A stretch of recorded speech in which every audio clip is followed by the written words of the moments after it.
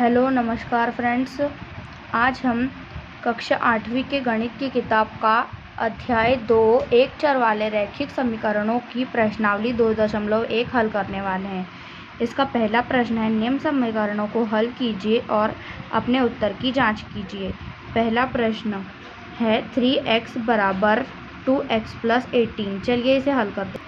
तो हमने इसे कॉपी में लिख लिया है, अब हम इसे हल करेंगे। ठीक है, तो हल करने के लिए पहले हम पक्षांतर विधि का उपयोग करेंगे और पक्षांतर विधि के कुछ नियम होते हैं। वो नियम इस प्रकार से है कि प्लस अगर है तो वह माइनस में चले जाएगा और जो माइनस में है वो प्लस में चले जाएगा, जो गुणा में है वो भाग में चले जाएगा और जो भाग में है वो गुणा में चले जाएगा।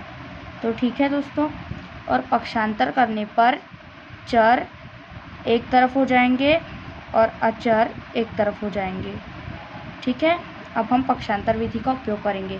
अब ये चर संख्याएं होती है, जो संख्या x, y व अंग्रेजी वर्णमाला में होती है वो चर संख्याएं कहलाती है और जो ओनली संख्याएं होती है वे अचर संख्याएं कहलाती है। तो अब हम सबसे पहले पक्षांतर करेंगे। तो पक्षांतर के लिए हम करेंगे 18 को एक तरफ, 18 अचर एक तरफ हो गया और जो ये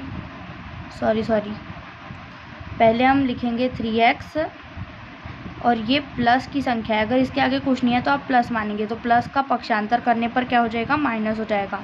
तो -2x बराबर 18। अब ये पक्षांतर हो गया है तो हम यहाँ पर पक्षांतर लिख देंगे।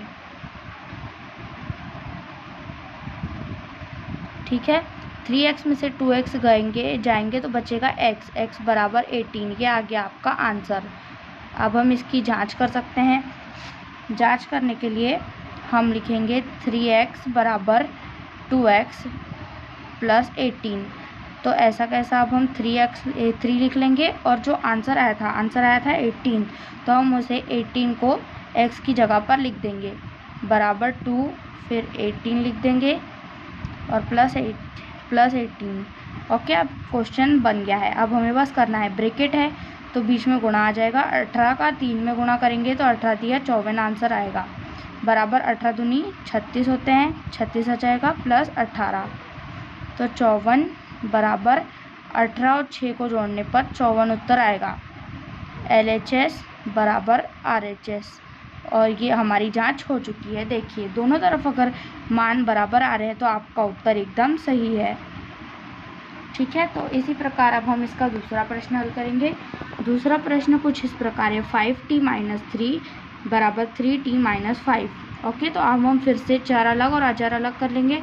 तो पहले हम लिखेंगे 5t और जैसा कि मैंने कहा था यहाँ कुछ नहीं है तो हम प्लस मानेंगे, तो प्लस का पक्षांतर करेंगे तो माइनस हो जाएगा।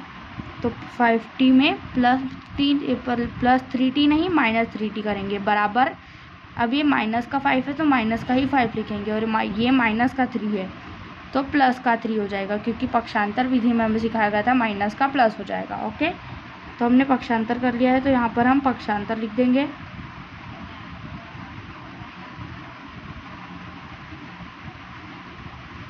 अब हम हल करेंगे। 5 में से 3 गए तो बचेंगे 2t बराबर, अब ये एक प्लस की संख्या और माइनस की संख्या है तो दोनों घट जाएंगी, तो यहाँ पर -2 आ जाएगा।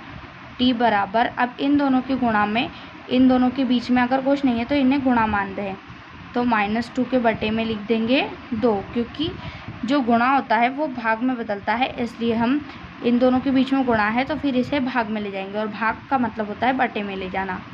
तो t बराबर 2 एकम 2 और 2 एकम 2, तो आंसर आ जाएगा -1। ओके, अब हम इसकी भी जांच करके देख लेते हैं। तो जांच कुछ इस प्रकार है, 5t - 3 बराबर 3t - 5, मतलब 5 यहाँ पर -1 हो जाएगा, -3 बराबर 3 यहाँ पर -1 हो जाएगा, -5। अब माइनस हो जाएगा तो माइनस का 5 आएगा और माइनस का 3 आएगा। यहाँ पर 3 एकम 3 तो माइनस का 3 आ जाएगा और माइनस का 5 आ जाएगा। दोनों माइनस की संख्या है तो माइनस का 8 आंसर आ जाएगा और इन दोनों को जोड़ने पर भी माइनस का 8 आ जाएगा। LHS बराबर RHS। तो ये भी दोनों बराबर संख्याएं हैं, तो मतलब कि आपका ये उत्तर भी सही है। अब हम तीसरा प्रश्न हल करेंगे। तीसरा प्रश्न कुछ इस प्रकार है, 5x + 9 बराबर 5 + 3x। ओके, तो चलिए इसे कॉपी में तो हमने ये प्रश्न कॉपी में लिख लिया है। अब इसे हल करते हैं। अब हम सबसे पहले नॉर्मली हिसाब से करेंगे पक्षांतर। तो 5x वैसा का वैसा लिख देंगे और ये प्लस की संख्या है, ये प्लस लगा हुआ है मतलब ये प्लस की संख्या है, तो प्लस का माइनस हो जाएगा -3x बराबर, अब ये 5 ही पहले लिखाएगा और ये कभी भी नहीं बदलेगा क्योंकि ये इधर का ही है। जो इधर से इधर जाता है वो मान बदलता है और इधर से इधर जाने वाला मान बदलता है। ये प्लस का 9 है तो ये माइनस का 9 हो जाएगा। माइनस के फिर बचेंगे 2x क्योंकि 5 में से 3 गए तो बचे 2x, और यहाँ पर ये संख्या बड़ी है मतलब ये प्लस की है तो 5 में से 9 गए तो माइनस के 4 बचेंगे। x बराबर इन दोनों के बीच में जैसे कि हमने कहा था गुणा होता है और पक्षांतर होने पर वह भाग यानी कि बटे में चले जाएगा। तो x बराबर 2 एकम 2 और 2 दूनी 4, तो माइनस का 2 आ जाएगा इसका उत्तर। अब हम जांच करेंगे। अब हम जांच करते हैं 5x, तो 5 की जगह पर x की जगह -2 लिख देंगे और वैसा का वैसा उत्तर लिख देंगे 5 + 3 और यहाँ पर -2। ओके, अब हल करते हैं।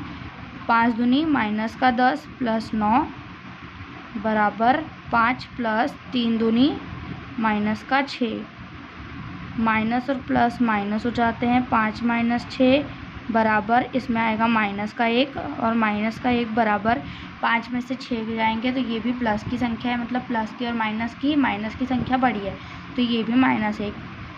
दोनों के दोनों आंसर एकदम सेम है, मतलब आपका ये आंसर भी एकदम सही है। इसी तरीके के और क्वेश्चन सीखने के लिए आप मेरे चैनल को सब्सक्राइब कीजिए। धन्यवाद। आगे के क्वेश्चन सॉल्व करने के लिए कल के वीडियो में मिलते हैं।